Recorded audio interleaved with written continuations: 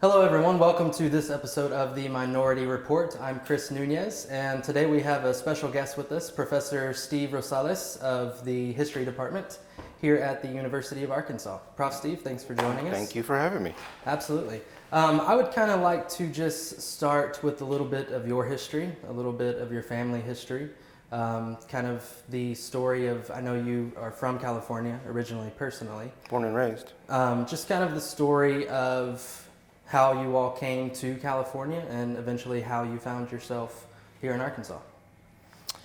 The great-grandparents came during the Mexican Revolution. My grandmother was born 1918 in LA, Los Angeles, White Memorial Hospital, which is now in what is East LA, right? One of the more famous barrios in the US.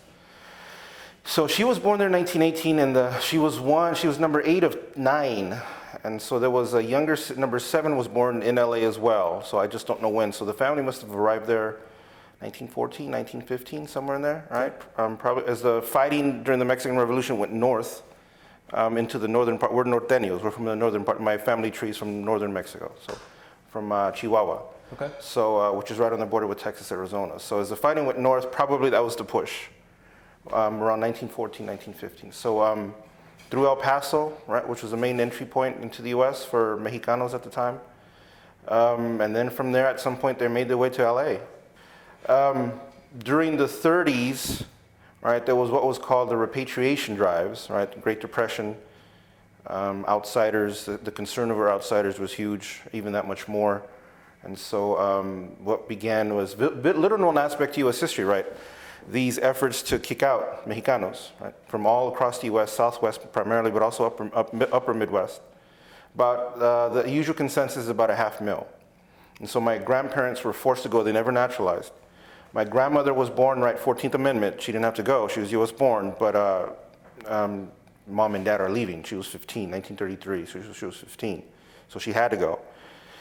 So even though she was Mexican American, she had to go. So the family was kicked out in 33, and my grandmother came back in 46 through El Paso again, and they were in El Paso through the 50s, early 60s, where my mother was born in that time. She's one of 6.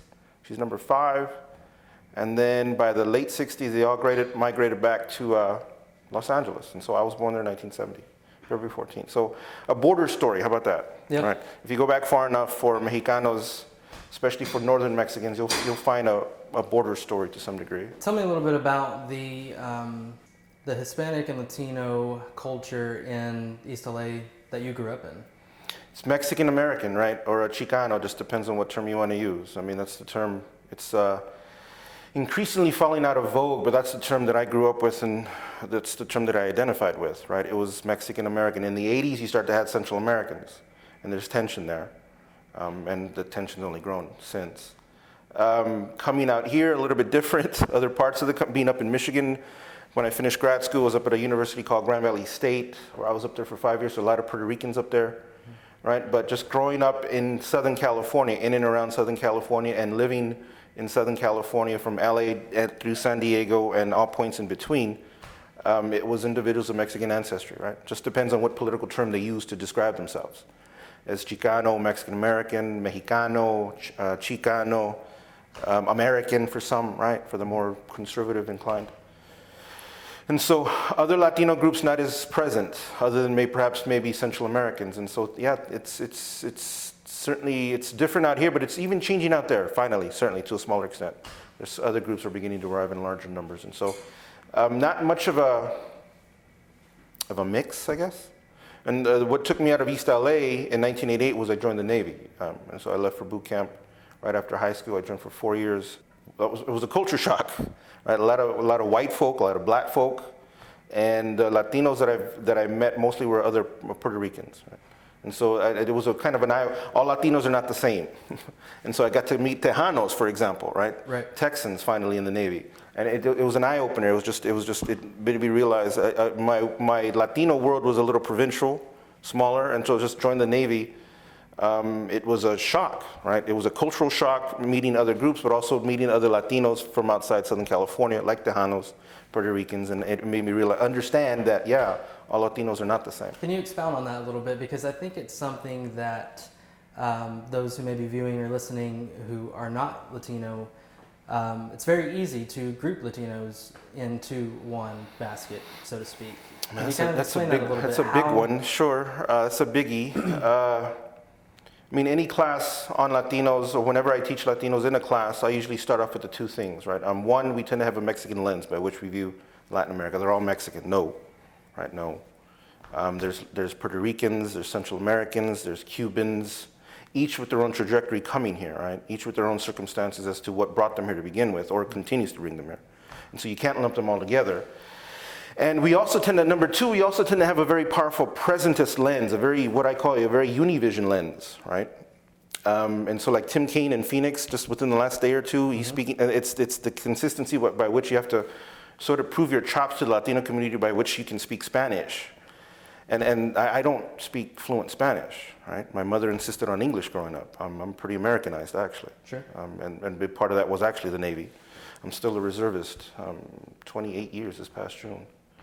I'm a lieutenant in the Naval Reserve. Mm-hmm.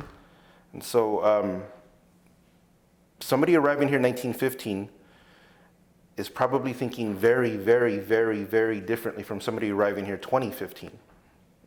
And so that point of arrival, right, when your generational process begins, it can produce a very, very different Latino. Right, and for the more recently arrived, sure, yes, probably Spanish is a big marker for them and that community that's arrived recently. Somebody who's been here 2, 3, 4 generations or more, you're probably not speaking Spanish. You're probably actually rather Americanized. I would hope that you have an understanding of what your heritage is, but in other words, another big divide within the Latino community is generational one. Is a generational one when you got here, and I think the mainstream doesn't understand that. Okay. In California, yes, you have those folks. Yes, you have the recently arrived, but you have a layered community. The recently arrived, some who've been here maybe a little while, and some who've been here for a long while, right? And so you have much more of a mix. And so you have English and Spanish dominant out in California, right? It's 40 out of the 2010 census, 44% of the California's population is Latino. And will soon be over the 50% mark, and the first state to do so, correct? Let's see what the 2020 census says, probably by 2030. Okay. California will be number 1, Texas is number 2, and if I remember correctly, according to the U.S. Census, 5 by the end of the century will be majority Latino, yes. What about politically in California with Latinos? Because, Latinos in politics right now, it's a hot topic. Sure, if they vote, right? Exactly. Well, what is a little bit about that? What may be keeping the ones who are eligible to vote from going to the polls? Yeah, I don't know. It's a good question. I'm not sure, right? There might be certain impediments based on whether or not you feel that you deserve the. My mother doesn't vote, right? She's born here, raised here. My grandmother never voted, right? Born here, raised here. And so I couldn't, wild horse is going to take my mother to the polling station and make her to vote, right? I can't not, and I just kind of gave up. She's born here 1946, right?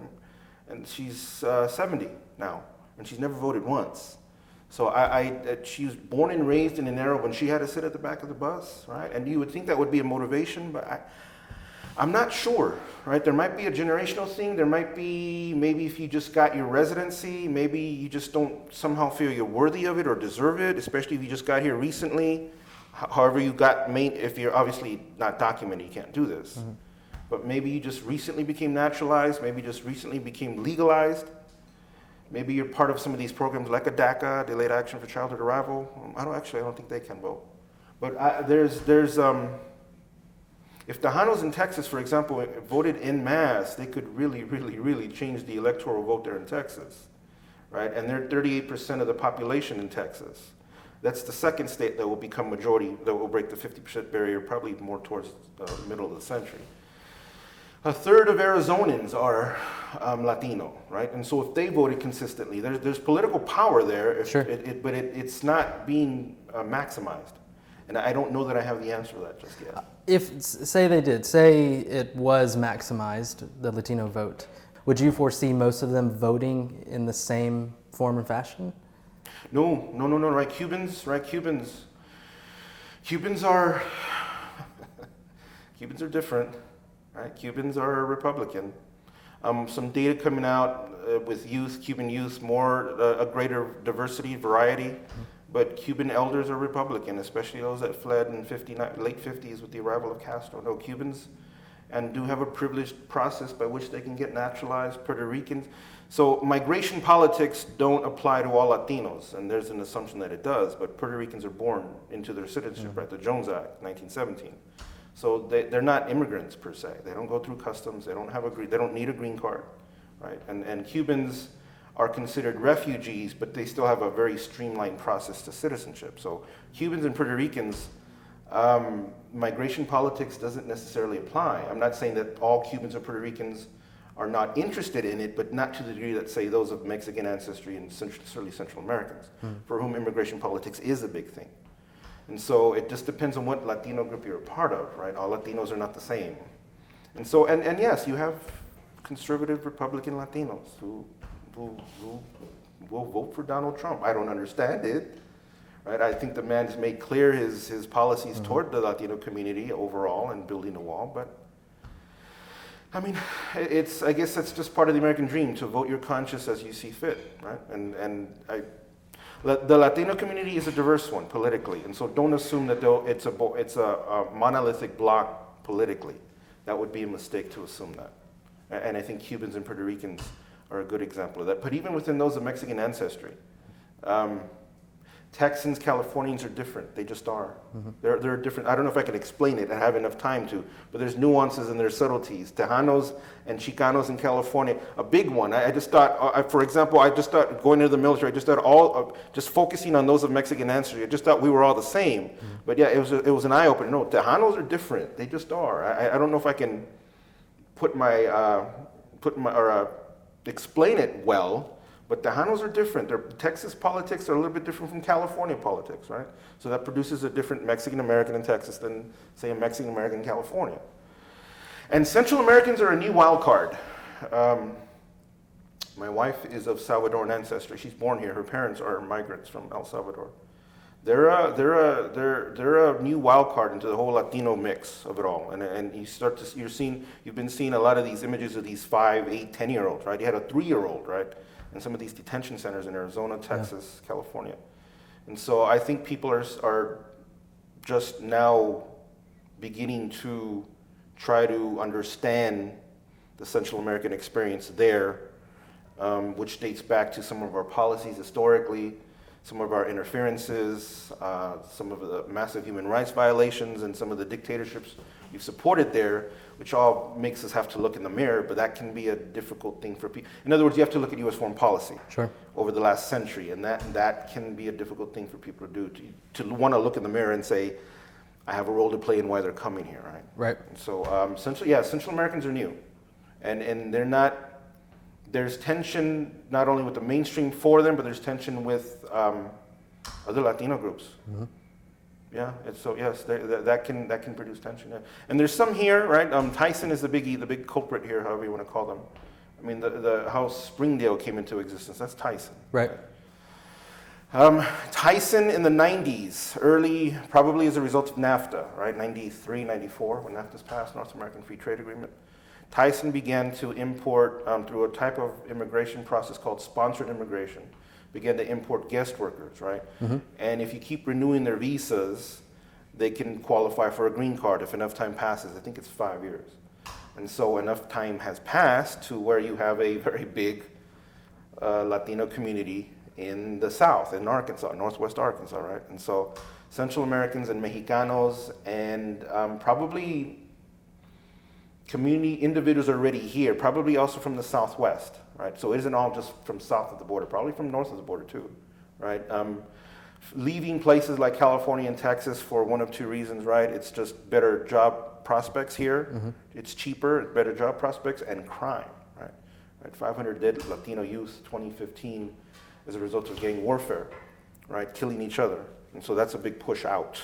Right. Tragically, the crime can follow, right? Because there's MS-13, Mara Salvatrucha 13, there's a chapter here in Springdale.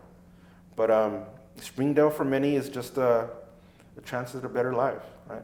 But it's introduced into a part of the country that historically does not have a Latino presence. Right. And so, right, the New South, right, what they're using now is El Nuevo South, right, just in Spanish. The El Nuevo just is new in Spanish, right? And so it's creating interesting community dialogue, interesting community mixture, interesting community diversity. It's also creating difficulty, sure, yes. So it's a new type of contact, right, in a place that historically hasn't had a Latino presence. Right. But this is the epicenter, The data is pointing now that this is the new epicenter for Latino growth, is the American South. Okay. So 1/6 of the population, as of the 2010 census, Latinos overall, will double by 2100. Will become 1/3 the population, right? And that continued growth is the epicenter for that continued growth is here, in the South. And so, the South's changing. Yeah. Very much. Switching gears a little bit, you have a new book coming out in April. Get a drink of water. Yeah, absolutely. Yes. The book's about the Chicano experience in the military, if I'm correct. What is the name of it? Soldados Rasos, which is literally translates into race soldiers. Okay. Soldados Rasos at war, Chicano politics, identity, and masculinity in the U.S. military from World War II to Vietnam. And you yourself, obviously, in the military. There's a lot of personal in there, sure. Sure.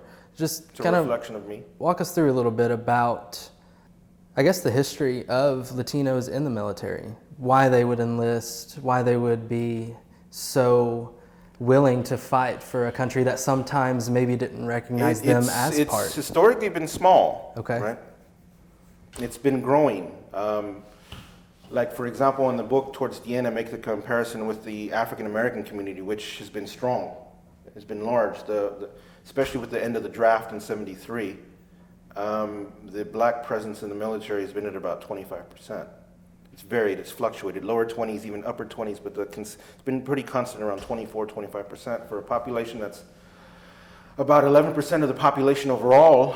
To produce 1/4 of the entire personnel of the military, that's massive, right? But that segues into all sorts of different social issues too, right? That the black community would view obviously is viewing the U.S. military as a kind of a job corps too, right? Which is not to besmirch their patriotism either in saying that. The Latino presence has been small, no. Not segregated, right? Because technically declared de jure white, and so that meant Chicanos, Mexican Americans weren't segregated, or Puerto Ricans. And so with the end of the draft in '73, the Latino population, the representation of the military is about 5%. For a community that was about 10%. And so as we speak now, the Latino presence, that's all of them, Chicano, Mexican Americans, Puerto Ricans, et cetera, is about at 10%. For a population of 16, right around 15, 16%. So it's underrepresented, in other words. It's been growing, but not as rapidly as the population overall within the United States. That kind of begs the question why, sure. Yeah.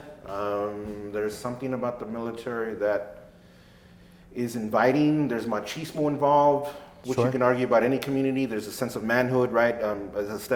Military service is a stepping stone into manhood. That's as old as military service itself and warfare itself. Getting the GI Bill, I mean, that was a motivation for me. Socioeconomic mobility, these are all factors, but not enough, obviously, because there's still an underrepresentation. And you would think that Latinos actually would flock to an institution that offers I mean, yes, there's the risk of dying overseas, yes. But for an institution that offers a package of perks that is actually pretty good, you would think that the representation would be more, but that's not the case just yet. Growing, but it's growing slowly. Okay. So now for the recently arrived, there was a lot of publicized deaths with our invasion of Iraq 2003. They were called green card GIs. For the recently arrived, like DACA individuals or the DREAM Act, right? A little known aspect to it, you serve 2 years minimum or more, and you get your honorable discharge. You can get your green card that way. And Okay. so it's been streamlined, the process. So for the more recently arrived and for the undocumented, I totally see the military service as a venue toward becoming a citizen, toward joining the mainstream, becoming legal, right? And then from there, trying to get your citizenship after. What was your personal experience like, kind of whenever you transitioned into the military as a Latino? What was it like for you? Shock. Yeah. Yeah, it was a cultural shock. I grew up. I mean, there was a handful of different motivations. We grew up poor, right? I was raised by a single mother. Went to bed hungry pretty much every night. Saw my mother cry herself to sleep pretty much every night for lack of basic necessities such as food. And so I had to get the hell out. And so that, for me, the service was a way to do that. It was a huge cultural shock. I never saw so many white and black folk ever, right? Because in essence, I grew up in not a de jure segregated environment, but East LA was 99% Latino. So in a de facto sense, I grew up in a segregated environment. And it was number one and number two was a huge masculine shock. I was raised by two women that maybe sheltered me in a certain sense as to what it meant to be a man. I mean, my father was as useless as a man can be, in terms of meeting his commitments as a parent, as a man, and as a spouse. Right? So that was another motivation too, actually. Being a father now, that kind of drives me also, that experience. And so, no, the military was a way to get up, get out, get into a better position economically, socially. Gave me the GI Bill. I mean, I've used my 28 years. I've used my military service pretty well. Gee, I've gotten a BA. I've gotten a PhD. I became an officer in 2010. I was an enlisted guy for 22 years. I can't complain. Navy's been good to me. I don't know if that's a story that all personnel or enlisted or servicemen convey, but I can't complain. Sure. No. I mean, I've used it. It's used me, I suppose, but I've used it to better myself. Mm-hmm. Switching gears again a little bit, I know you teach a class at the University of Arkansas about Latinos in film. I'm curious, I am a graduate of the New York Film Academy, so I have a big interest in film itself. I'm curious a little bit about the history and what you know about Latinos in film in general. I mean, the stereotypical Latin lover, right, in terms of the male or the swarthy bronze. I think they call it the bronze image in film. I think there's something like that out there also, or the Spitfire, the Latina, Rita Moreno in West Side Story. So, I mean, these images have been, part of the stereotypical process by which you convey the non-white other has a long history to it in Hollywood. Right, the black image in film is huge. There's stereotypes all over the place in that sense. Certainly for the Latino image in film, sure. Right, and I don't know that it's entirely gone away either in TV or in film. And so media has a huge role to play in how we view communities, especially if you have minimal contact with that community. And some of these stereotypes can be pretty vicious and long-lasting. And so if that's all you see is this representation of a group over and over and over again, it can help sway how you view that group, sure, I have no doubt at all. Especially, this is a contentious election year. And I have no doubt some of these stereotypes that have been in existence in the media for some time have a role to play in that, most definitely, so sure. Do you see it changing at all? I don't know. I'm not a cinematographer in any way, shape, or form. I hope it is. Right, I hope so. All we can do is our small little part. Yeah, I would like to think that diversity in general is, well, it's becoming more of a topic, which you have to talk about it first, right? It's a more diverse U.S. That is unsettling to a lot of folks. Yeah. Right, definitely. It's a more diverse U.S. It's diversity broadly defined, right? Historically, there is a black-white binary in this country, and so the Latino population is exploding, the Asian American population is exploding, Middle Eastern population is exploding. They're all growing, and so race isn't just specific to just one group now. Discussions over race, and that can be unsettling for a lot of folk. Yes, and so I'm hopeful. Right?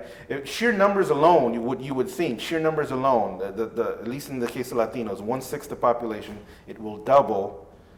Sheer numbers alone, whatever it is your opinion of them might be, I mean, sheer numbers alone would hopefully produce some kind of tolerance, dialogue down the road, mid-century, end of the century, at some point. But of course, I mean, time will tell. Right? I can't guarantee that. One thing I want to ask you about being here, whenever you first came to Northwest Arkansas area, did you have any premeditated idea of what the Latino community might be like in Arkansas? Had you ever been here before? Well, I had some premeditated notions about the South, period. Sure. Can I say that on film? Absolutely. No, I don't want to admit to this. Its legacy isn't the best, right? Especially in terms of race. I was apprehensive about that. I don't want to open up all sorts of different boxes. Some of my apprehensions, I think, have proven true in that sense. Some other shocks were just maybe certain notions of gender and gender politics and what some might call sexism. That my apprehensions in that regard have proven true. What I expected about the Latino community is that it would be recently arrived, and actually it proved correct. I haven't been proven wrong in that sense. And so migration politics would be huge, probably more Spanish dominant, with English in there, of course, yes. But I made a few quick observations about what I would be arriving into. I'd heard of Springdale, right? I'd never been here before, right? But I had heard of Springdale as one of those pockets of Latinidad in the South. Sort of like Dalton, Georgia, certain spots, Greensboro in North Carolina. It's in certain spots, it's in pockets in the South. So I'd heard of Springdale, and obviously I had no idea what it would actually be like. Being here, I think I've been proven to myself, I've been proven true that the initial observations I had have been proven true, yes. How can you and other educators, how can you help combat something like racism? I mean, it's a big question, right? Lack of a better word, I think you fight the battles. I think you fight, right? You think you keep on, I think it's a consistent, you consistently have to put forth the message. Maybe fighting wasn't the best word. You have to consistently be proactive with students, with colleagues, and then a third element perhaps is also community outreach, which an aspect to cultural studies, ethnic studies, that has been nothing but vilified from the beginning, from the origins of ethnic studies, late 60s, early 70s, right? The ivory tower is an insular tower unto itself. You do not engage with the local communities. And so a healthy component of what I do is community outreach. Some do it better than others. I don't know if I'm the best person to do it, but I try. But engaging with students in Springdale, engaging with Springdale High, showing them, putting a Latino face to a PhD, putting a Latino face to the professorship, period, to an institution of higher learning such as the University of Arkansas. I think it mattered to me to see a Latino face teaching me a class. And I hope it matters to Latinos as well, too. And so I think dealing with colleagues, dealing with students, and dealing with the local community, establishing links to the local community, community outreach. I think through those three, to that sort of that triad, you can't make people be receptive to what your message is, but at least you can expose them to it. Sometimes you do have to bash the door in. Well, then you do it. At least I do, if I have to. I think that's a good approach to it. But anyways, we want to thank you for joining us on this episode of the Minority Report, Prof. Steve, and you're welcome back anytime. Thank you. Thank you. Thank you.